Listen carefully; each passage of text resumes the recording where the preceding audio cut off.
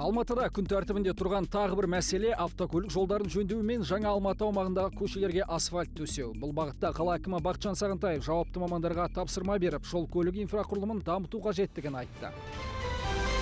2020 жылы қаладағы 283 көше күрделі жөндеуден өтті. Оның ішінде қаланың шеткі аудандарындағы жолдың инфрақұрылымын жақсартуға аса басымдық берілді. Ауқымды жұмыс нәтижесінде мегаполистің жол көлік инфрақұрылымы 80%-ға жақсарды. Сондай-ақ өткен жылы жалпы ұзындығы 42,8 шақырым болатын 167 көшеге жаңадан асфальт төселді. Осылайша көптеген күрделі мәселе шешімін тапты. Бұрын бұл жерде біздер деген тұрғанымызда біздер аяғымызға целлофан киіп центральный көшеге шығатынбыз.